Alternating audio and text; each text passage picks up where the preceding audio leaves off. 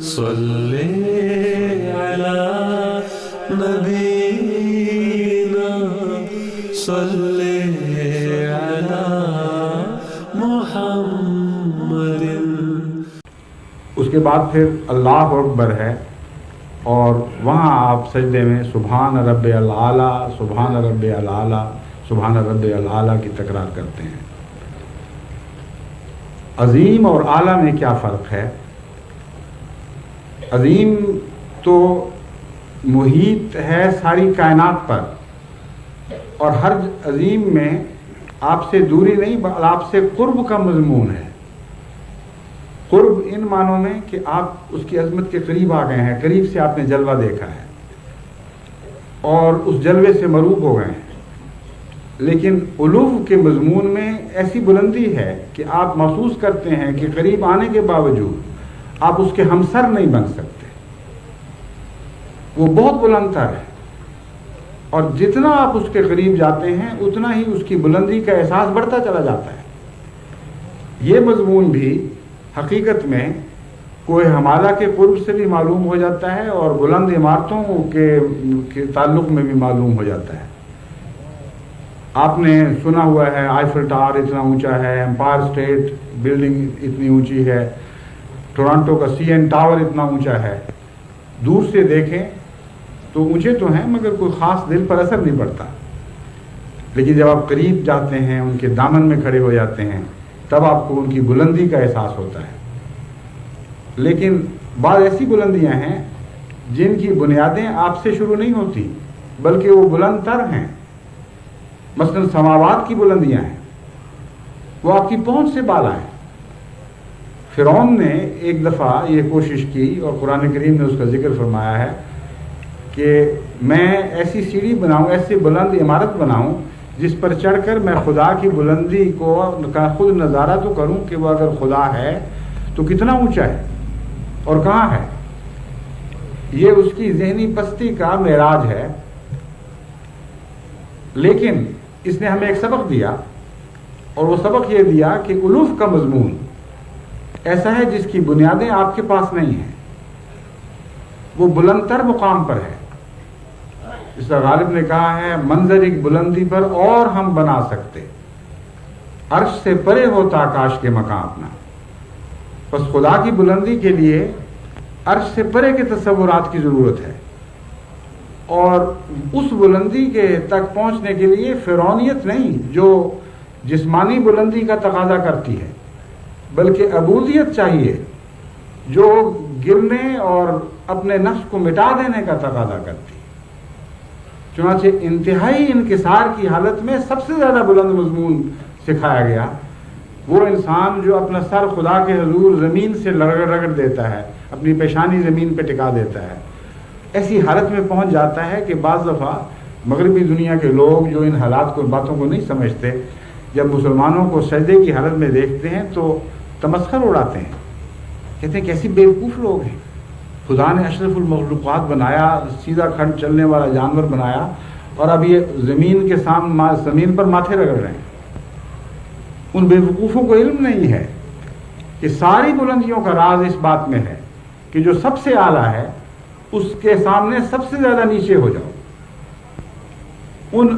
اس تک پہنچنے کا زینہ سب سے زیادہ نیچے جھکنے سے ملتا ہے، اوپر بلند ہونے سے نہیں ملا کرتا۔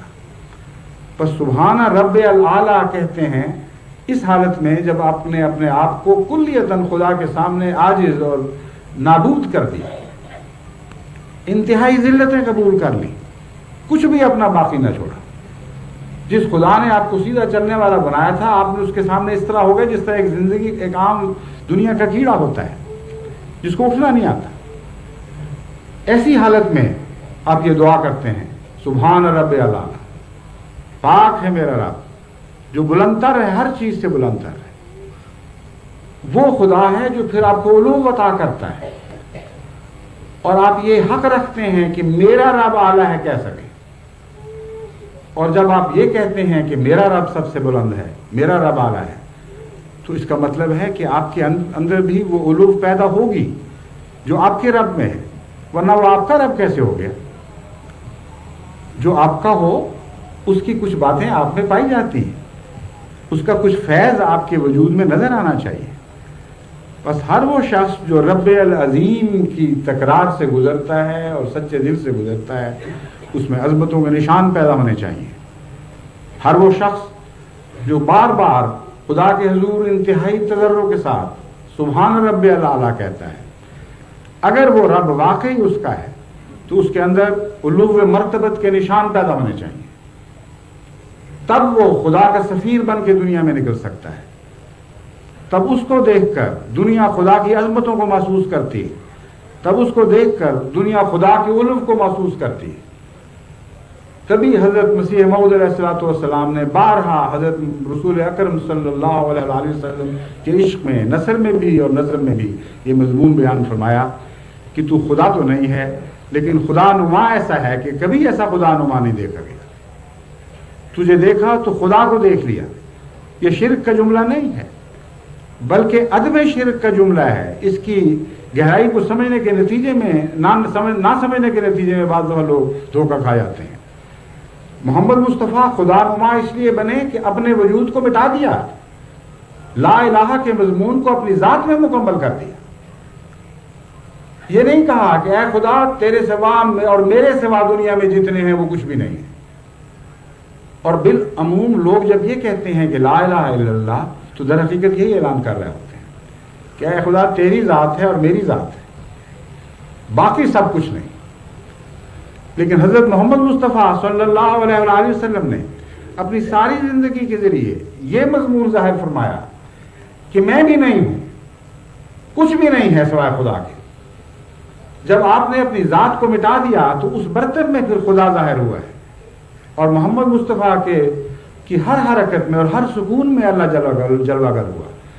بس یہ شرک کا مضمون نہیں بلکہ توحید کامل کا مضمون ہے، اور سبحان رب الاعلیٰ ہمیں اس مضمون کو یاد دلاتا ہے کہ اگر تم اعلیٰ ہو اور تم کہتے ہو کہ میرا رب اعلیٰ ہے تو اپنے اندر سے سفلی صفات دور کرو، کیونکہ جو سفلی صفات کا بندہ ہے وہ رب اعلیٰ کا بندہ تو نہیں بن سکتا۔ اس لیے ایک دن کے سجدے کی بات نہیں، ساری زندگی کی جد و جہد کا معاملہ ہے۔ کیا ایک دن میں، کیا ایک سال میں، کیا 10 یا 20 یا 100 سال میں بھی انسان ہر قسم کی سفلی صفات سے معرہ ہو سکتا ہے؟ ہر قسم کی سفلی صفات سے مبرہ ہو سکتا ہے؟ ہرگز نہیں۔